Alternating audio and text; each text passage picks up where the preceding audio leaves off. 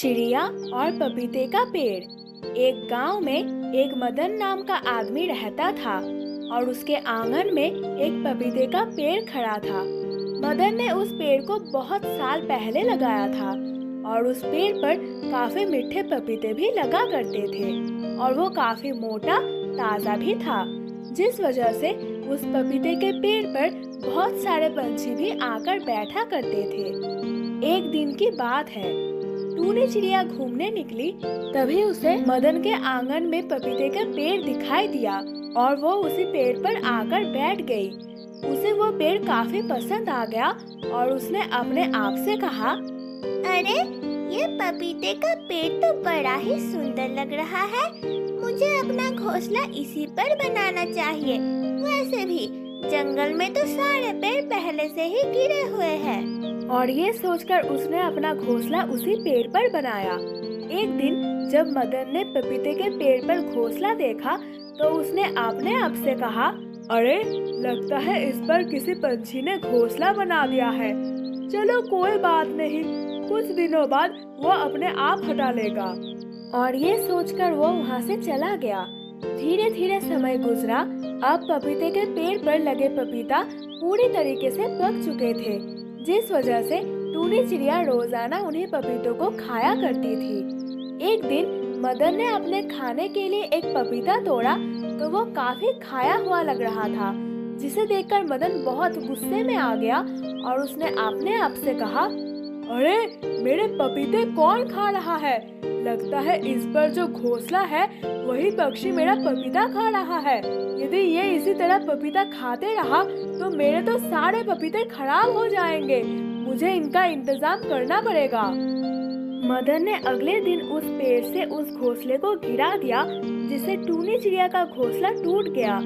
जब टूनी चिड़िया घूमकर अपने घर पर आई तो उसने देखा कि घोंसला था ही नहीं और उसने अपने आप से कहा, अरे मेरा घोंसला किसने तोड़ दिया? लगता है घर के मालिक ने मेरा घोंसला तोड़ दिया। अब मैं कहाँ पर रहूंगी? और ये कहकर वो जोर जोर से रोने लगी। तभी उस पपीते के पेड़ से आवाज आई, अरे तुम रो क्यों रही हो? तुम मेरे पेड़ पर रह लेना। वैसे भी तुम बिना घोंसले के भी मेरे पेड़ पर आराम से रह सकती हो। ये सुनकर टूनी चिड़िया काफी हैरान हुई और वो इधर उधर देखने लगी, पर उसे कोई दिखाई नहीं दिया और उसने अपने आप से कहा, अरे ये आवाज कहाँ से आ रही है? मुझे तो कोई भी दिखाई नहीं दे रहा है। ये कौन बोल रहा है? अरे मैं पपीते का पेड़ बोल रहा हूँ। मैं ही तुमसे बातें कर रहा हूँ। मैं तुमसे कह रहा हूँ कि तुम ऐसे भी मेरे पेड़ पर रह सकती हो। ये सुनकर टूनी चिड़िया बहुत खुश हुई और उसने पपीते के पेड़ से कहा, क्या तुम सच कह रही हो? ठीक है, मैं बिना घोंसले के ही तुम्हारे पेड़ पर रहूंगी। और ये कहकर वो आराम से फिर से उस पेड़ पर रहने लगी। धीरे धीरे समय गुजरा और मदन ने अपने आप से कहा, अरे अब तो मेरे पेड़ के सारे पपीते अच्छी तरह से पक चुके होंगे। क्यों ना मैं इन्हें तोड़कर बाजार में बेच आता हूँ, क्योंकि मेरे पेड़ पर तो बहुत सारे पपीते लगे हुए हैं। और ये सोचकर उसने अपने पपीते के पेड़ के सारे पपीते तोड़ लिए, पर अभी भी पेड़ पर कुछ पपीते बाकी थे। जब उसने पपीतों को देखा तो वो जगह जगह से खुतरे हुए थे, जिसे देखकर उसे काफी ज्यादा गुस्सा आया और उसने अपने आप से कहा, अरे उस दिन तो मैंने पंछी का घोंसला गिरा दिया था, तो फिर मेरे पेड़ पर पंछी कहाँ से आ गया? मेरे सारे पपीते को इन पंछियों ने खराब कर दिया है। अब मैं किसी भी पंछी को अपने पेड़ के आसपास नहीं आने दूंगा। और ये कहकर उसने अपने पपीते के पेड़ को एक कपड़े से झाँक दिया। अब टूनी चिड़िया घूमती हुई आई तो उसने देखा कि पपीते का पेड़ तो पूरी तरीके से ढका हुआ था और अब वो पेड़ पर कैसे बैठ पाएगी। और ये सोचकर वो बहुत ज्यादा उदास हो गई और उसने अपने आप से कहा, अरे अब मैं क्या करूं? ये पेड़ तो पूरा कपड़े से ढका हुआ है।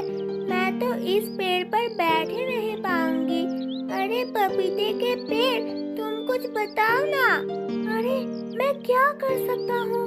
मालिक ने मुझे पूरा ढक दिया है, पर तुम चिंता मत करो, मैं तुम्हें अंदर जाने की जगह देती हूँ। और ये कहकर उस पपीते ने एक साइड से कपड़ा हटा दिया, जिससे टूनी चिड़िया आराम से अंदर चली गई और उसमें रहने लगी। धीरे धीरे समय बीता। जब सारे पपीते अच्छी तरीके से पक गए तो मदन ने सारे पपीते तोड़ लिए, पर वो फिर से कुतरे हुए थे, जिसे देखकर मदन गुस्से से भर उठा और उसने पपीते के पेड़ को काटने का फैसला कर लिया, जिससे पेड़ पर कोई भी पंछी नहीं बैठ पाएगा और ना ही अब पपीते रहेंगे। और वैसे ही पपीते के पेड़ को काटने वाला था तो उस पपीते के पेड़ को आवाज आई, अरे तुम क्या कर रहे हो? तुम मुझे क्यों काट रहे हो? मैंने तुम्हें इतने साल फल दिया है और तुम मुझे ही काट रहे हो। ये सुनकर मदन बहुत हैरान हुआ और उसने कहा, अरे तुम कौन हो? ये आवाज कहाँ से आ रही है? अरे मैं पपीते के पेड़ बोल रहा हूँ। तुम सिर्फ इस वजह से मुझे काट रहे हो कि तुम्हारे पपीते को पंछी खा जाते हैं। तुम बिल्कुल ठीक कह रहे हो, इसलिए मैं तुम्हें काट रहा हूँ। इसका मतलब तो मुझे तुम्हें ही मारना चाहिए, क्योंकि तुमने भी तो मेरे पपीते खाए थे।